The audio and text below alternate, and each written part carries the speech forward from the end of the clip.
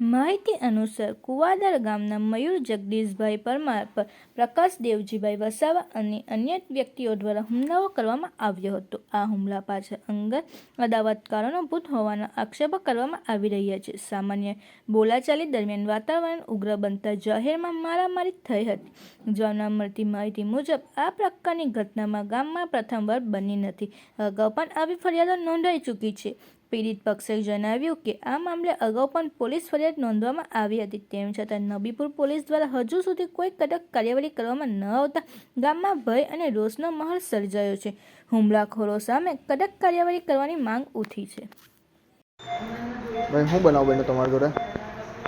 હું એક ભાઈ સાથે ઊભો વાત કરતો હતો રસ્તા પર. હા. અને એક ભાઈ બાઈક લઈને નીકળ્યો.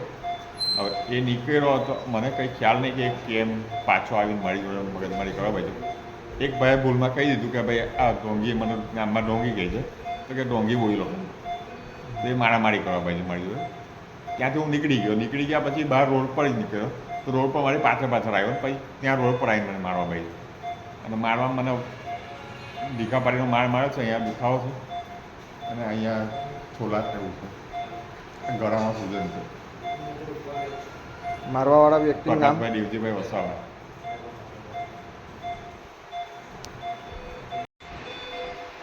અનિલભાઈ શું બનાવ બન્યો છે?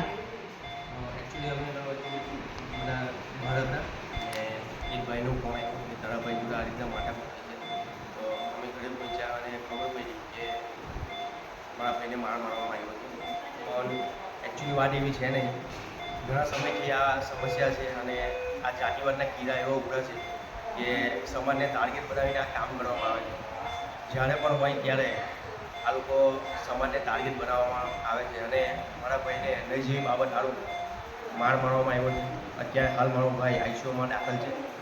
અમારી તો એક જ માંગ છે કે જે લોકોના કહેવાથી આ લોકો બીજાને આંખો બનાવે છે એવા લોકો પર ફરિયાદ થવી જોઈએ અને એ લોકોને સજા થવી જોઈએ. કારણ કે હાલમાં ઘણી બધી જગ્યા પર આ ચાલતું આવ્યું છે અને લોકોના કહેવાથી આ લોકો જે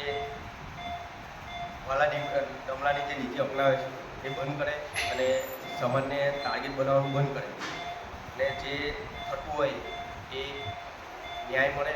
અને વહેલી તકે જો મારા ભાઈને સારું નહીં થાય તો અમે આ લોકોની ફરિયાદ ઉપર લગીને જાણ કરીશું. અને હવે તો ઓછું છે કારણ કે આ લોકો વર્ષોથી એક જ ઇલેક્શન આવે એટલે જાતિવાદના કીડા આ લોકોને ઉભરવા માટે છે. પણ હવે આ વસ્તુ બંધ થઈ જોઈએ અને નહીં થાય તો આવનારા દિવસોમાં અમે આનો જવાબ સંવિધાનિક રીતે આપીશું.